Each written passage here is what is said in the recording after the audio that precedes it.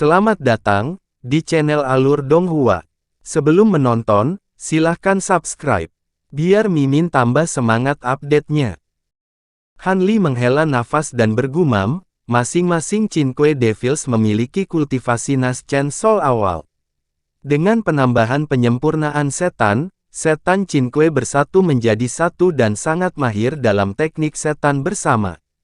Bersama-sama, mereka berpotensi menyaingi kultivator Naschen Soul akhir. Jika saya bisa mengambilnya sebagai milik saya, itu pasti akan menjadi keuntungan besar. Tapi mereka kejam dan sulit diatur, bahkan pernah melawan tuan mereka sebelumnya. Saya khawatir itu akan terlalu berbahaya. Dia menamparkan kantong penyimpanan dan memanggil slip batu giok hitam ke tangannya, tidak memperhatikan setan Qin-Kuei lebih lanjut dan membenamkan indera spiritualnya ke dalam slip. Meskipun petir Divine Devil Bane yang membatasi Qin-Kuei Devils telah lama menghilang, pemenjaraan terus-menerus di penghalang Vajra dan banyak jimat penahan yang melekat pada tubuh mereka telah membuat tidak berdaya, menyebabkan sifat kekerasan mereka telah lama menghilang. Tidak lama kemudian, Han Li menarik indera spiritual dari slip batu giok, dan dia mengangkat kepalanya untuk menatap setan Qin-Kuei dengan tatapan yang tak tergoyahkan. Slip batu giok hitam adalah kitab setan yang diperoleh Han Li dari kantong penyimpanan setan tua Qian. Meskipun tulisan suci itu tidak lengkap, itu memang mengandung banyak teknik rahasia yang kejam, termasuk metode penyempurnaan untuk iblis Qin-Kuei yang tidak bisa dipecahkan. Proses penyempurnaan membutuhkan mayat segar dari 5 kultivator tahap Naschen Soul. Naschen Souls dari tubuh-tubuh ini pasti telah musnah juga, meninggalkan aura kebencian yang tersisa.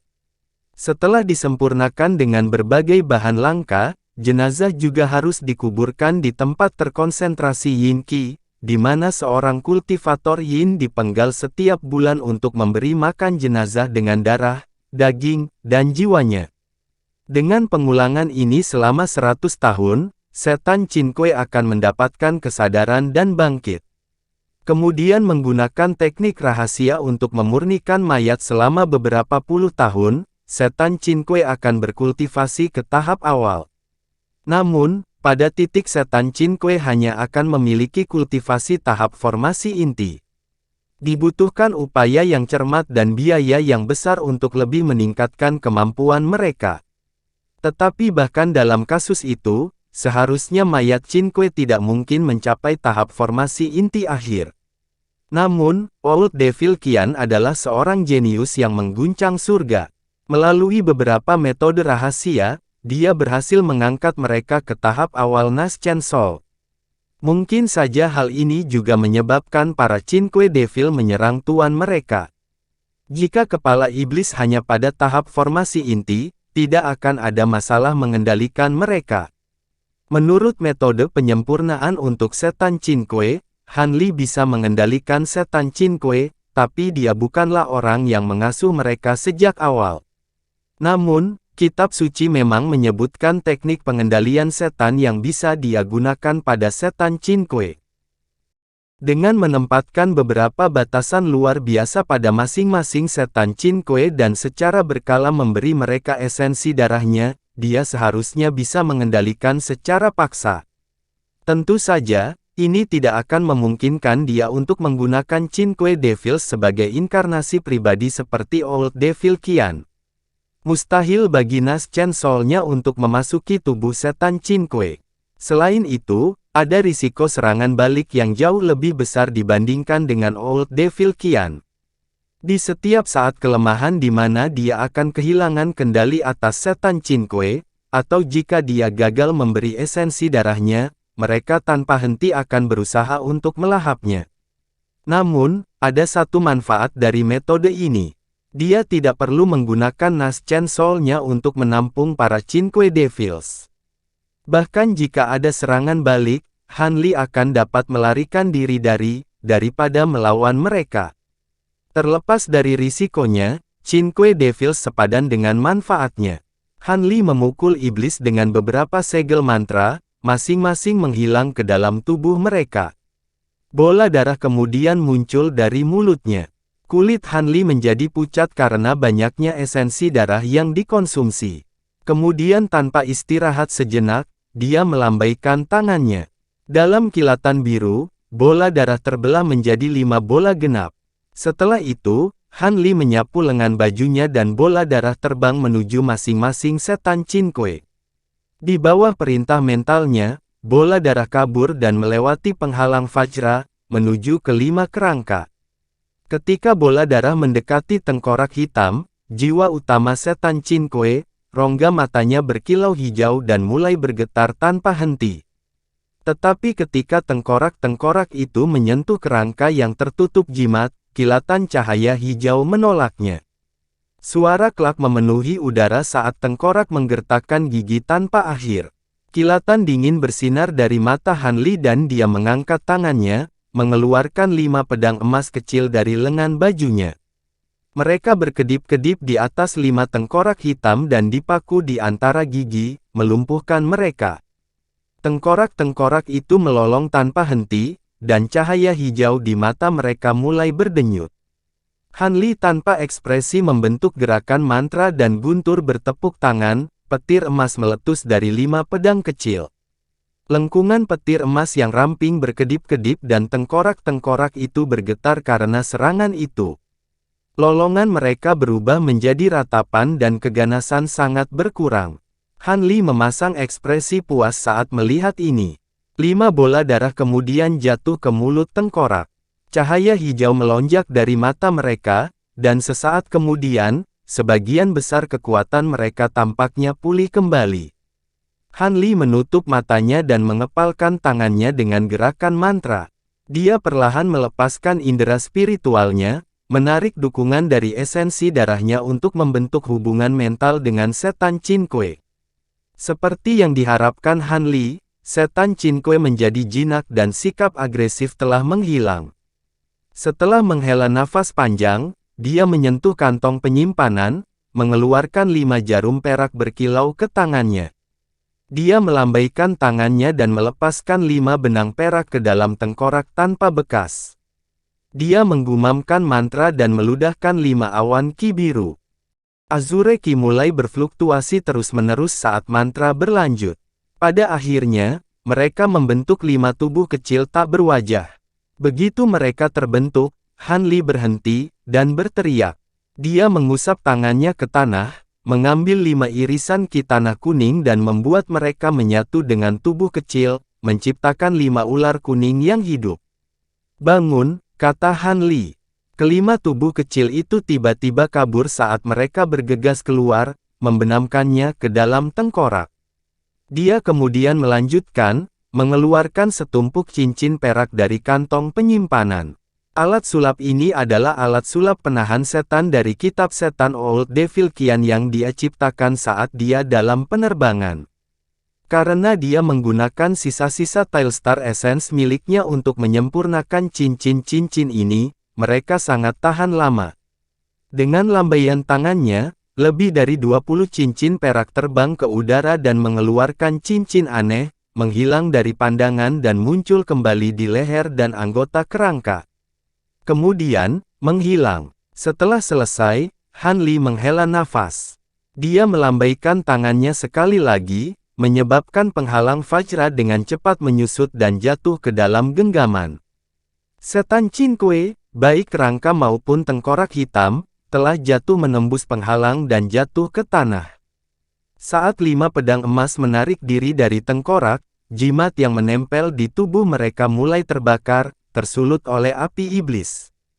Setelah mendapatkan kembali kebebasannya, tengkorak berubah menjadi awan ki abu-abu dan memasuki kerangka, menghilang tanpa jejak.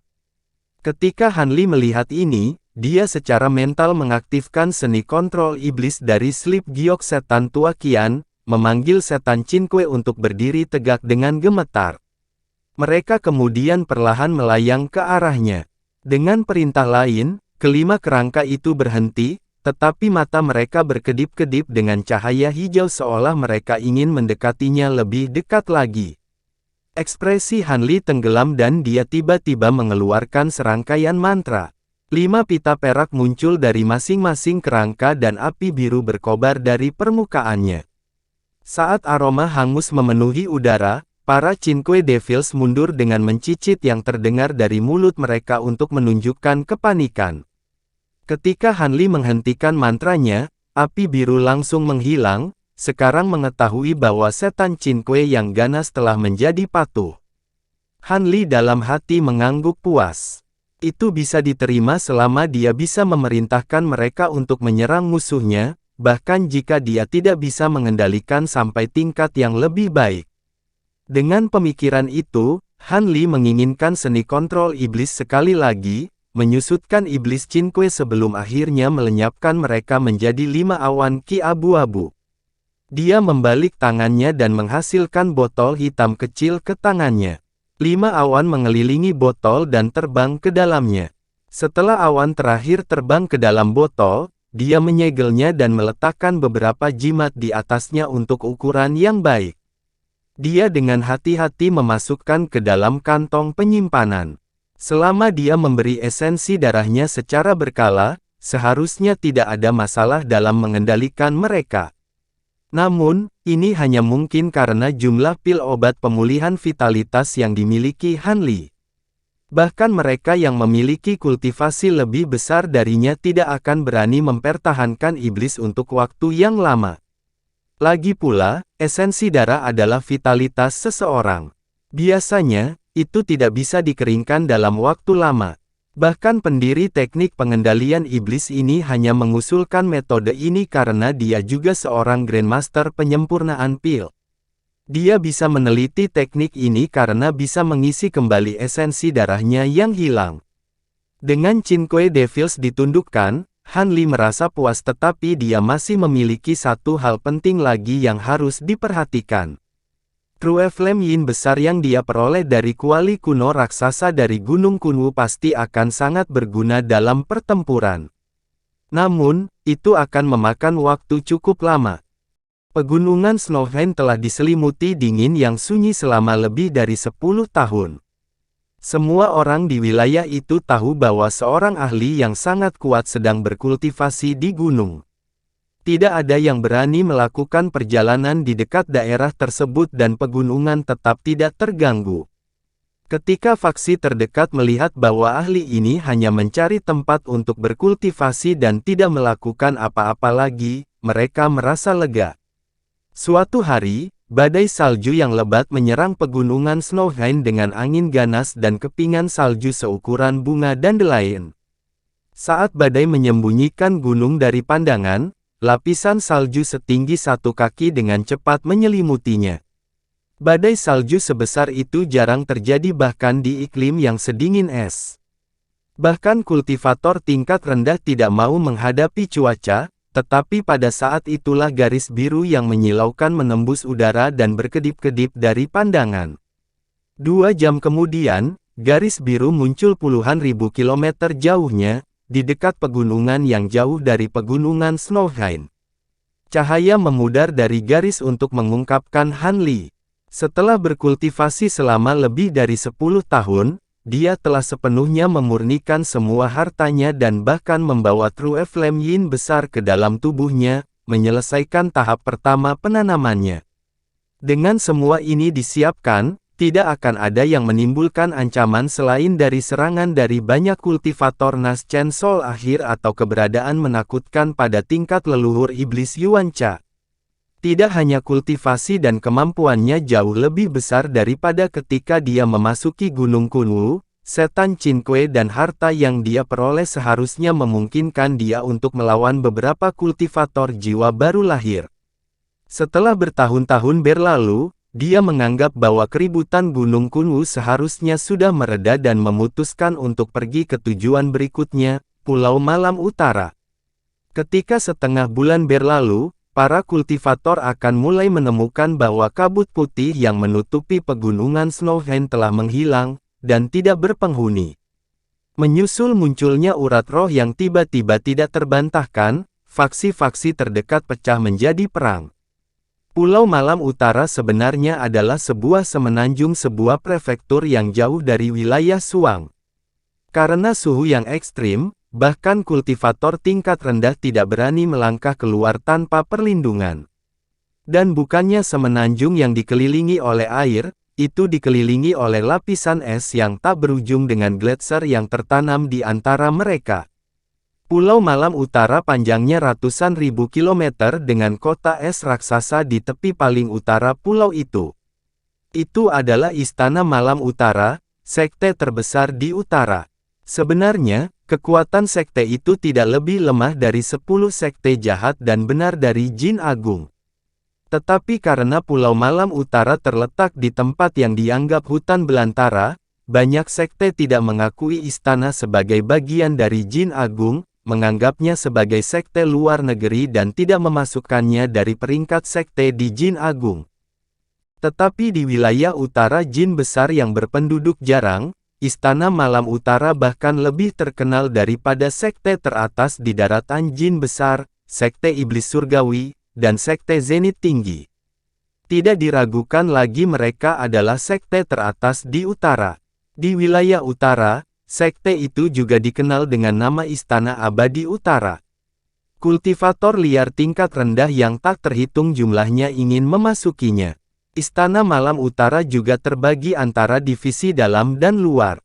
Murid Istana Dalam dipilih dari beberapa klan kultivator besar di wilayah tersebut. Adapun murid Istana Luar, mereka dipilih dari klan yang lebih kecil dan kultivator liar dari luar semenanjung. Tentu saja, jika seorang murid Istana Luar menunjukkan bakat luar biasa atau mencapai prestasi besar, mereka memiliki kesempatan untuk menjadi murid Istana Dalam. Dan jika seseorang tidak memiliki bakat dan masih ingin bergabung dengan Istana Luar, seseorang harus menginjak ribuan kilometer es yang mengelilingi Istana Malam Utara dengan berjalan kaki. Karena kultivator tingkat rendah ini tidak dapat terbang karena pembatasan di daerah tersebut, mereka harus mengandalkan kemampuan dan kultivasi untuk memblokir dinginnya glasial.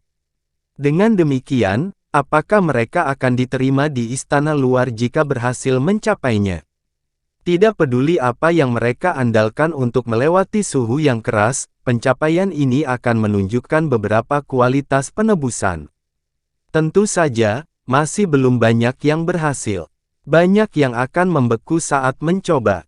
Tetapi untuk pencarian mereka menapaki jalur kultivasi, para kultivator ditarik seperti ngengat ke nyala api. Suatu hari di wilayah yang jaraknya ribuan kilometer dari Istana Malam Utara, ada lebih dari 10 sosok yang masing-masing tertutup jubah bulu. Tubuh mereka berkilau dengan cahaya saat perlahan berjalan kaki di dalam badai salju yang ganas. Orang-orang ini telah terjebak dalam cuaca beku selama lebih dari setengah bulan. Kulit mereka pucat pasi dan langkah kaki goyah. Namun, tak satu pun yang berani berhenti dan beristirahat. Mereka hanya bisa secara paksa menopang diri mereka sendiri dengan batu dan kekuatan ajaib. Tetapi salah satu pengembara ini memiliki ekspresi yang sangat tidak sedap dipandang dan napasnya terengah-engah. Setelah beberapa saat, dia mengertakkan gigi dan mengeluarkan botol obat dari jubahnya, memasukkan pil obat merah ke mulutnya dan segera mengembalikan sedikit warna ke wajahnya yang pucat. Pria parubaya di depan ditutupi penghalang cahaya kuning tua. Tanpa menoleh, dia berkata, "Rekan Taoist Gu, berapa banyak yang fire pills yang kamu miliki? Jika Anda tidak meminumnya secara teratur, Anda mungkin akan kesulitan mencapai Istana Malam Utara. Hujan es di masa depan akan beberapa kali lebih keras daripada yang baru saja kita lewati." Kultivator yang meminum pil obat adalah seorang pemuda berusia 20-an. Dia memaksakan senyum dan berkata, "Kakak Gu, jangan khawatir. Saya masih memiliki botol cadangan. Aku akan bisa melewatinya." Dia tampak agak takut terhadap pria parubaya itu. "Itu akan bagus. Saya tidak ingin bepergian bersama dengan seseorang tanpa kesempatan." Seakan puas dengan jawaban pemuda itu, cahaya berkelap-kelip dari tubuhnya dan dia terus maju. Ketika yang lain melihat ini, mereka buru-buru menuju jalan. Seolah dekat dengan orang ini adalah satu-satunya kesempatan memasuki Istana Malam Utara. Ketika pria parubaya itu mengambil beberapa langkah ke depan, dia berteriak dan langkahnya tiba-tiba terhenti, lalu menoleh untuk melihat ke atas. Ketika yang lain mengikuti pandangannya, melihat siluet biru mengambang di langit di tengah badai salju. Anehnya, ada kekuatan tak terlihat yang menahan badai salju sejauh 10 meter. Pria parubaya itu cukup luar biasa menemukan orang ini di udara. Semua yang hadir terkejut dan segera ekspresi mereka berubah. Bahkan kultivator formasi inti harus dapat terbang tanpa terpengaruh oleh batasan area. Mungkinkah orang ini adalah kultivator Naschensol yang legendaris? Atau apakah itu seorang kultivator tingkat tinggi dari Istana Malam Utara? Tapi pakaian tampak asing. Para kultivator saling memandang dengan cemas, ketakutan memenuhi hati mereka. Kamu adalah kultivator liar yang ingin memasuki Istana Malam Utara. Siluet yang bersinar dalam cahaya biru berbicara dengan suara muda. Meskipun kultivasi pria parubaya itu tidak terlalu tinggi, dia tahu banyak tentang dunia dan pikirannya terbangun setelah mendengar pertanyaan orang ini. Dia segera membungkuk dan buru-buru menjawab, nama junior ini adalah Gutianku. Saya salah satu yang menjalani uji coba untuk bergabung. Apakah senior punya perintah? Saat dia berbicara, dia menunjukkan ekspresi hormat. Sosok biru itu dengan tenang berkata, kamu cukup cerdas, tapi aku tidak punya perintah secara khusus. Hanya saja tanah ini aneh dan sepertinya aku tidak bisa memikirkan perangku ke depan. Karena Anda yakin dengan jalan Anda, apakah Anda memiliki sesuatu untuk membimbing Anda? Ketika pria parubaya itu mendengar ini, ekspresinya santai, tetapi dia masih buru-buru menjawab, sepertinya ini pertama kalinya senior di Pulau Malam Utara. Area lain di Pulau Malam Utara cukup mudah untuk dijelajahi, tetapi wilayah ini berada di bawah pengaruh formasi besar istana. Itu menggunakan batu ular mitik yang terkenal sebagai inti formasi, menyebabkan indera spiritual seorang kultivator bergoyang ke arah yang berbeda. Jika ada yang mengira mereka terbang lurus, saya khawatir itu tidak akan pernah mencapai istana. Sedangkan untuk junior seperti kami masing-masing telah membeli Soul Stabilizing Medallion dari pasar di pintu masuk. Dengan alat ajaib ini, arah kita tidak akan menyimpang. Sosok biru itu tampak terpana.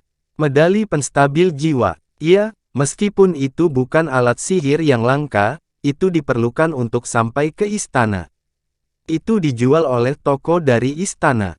Selain itu, hanya ada 30 jiwa sepanjang tahun dan akan kehilangan keefektifannya saat tahun berlalu. Agar aman, saya membeli medali tambahan. Bolehkah saya menawarkannya kepada senior? Mata pria parubaya itu bergeser dan dia mengeluarkan piring kuning dari lengan bajunya. Dia kemudian mengangkatnya ke depan dengan kedua tangan. Siluet biru mengelus dagunya dan terkekeh, mengulurkan tangan ke arahnya. Dalam kilatan kuning, medali itu dipanggil ke tangannya. Tak perlu dikatakan, siluet biru itu adalah Han Li, yang telah terbang ke Pulau Malam Utara dalam waktu sekitar 1 bulan. Awalnya, dia percaya dia akan dapat dengan mudah mengatasi batasan sekte dengan kemampuannya, tetapi ketika dia tiba di istana, dia tidak dapat membayangkan bahwa indera spiritualnya akan hilang.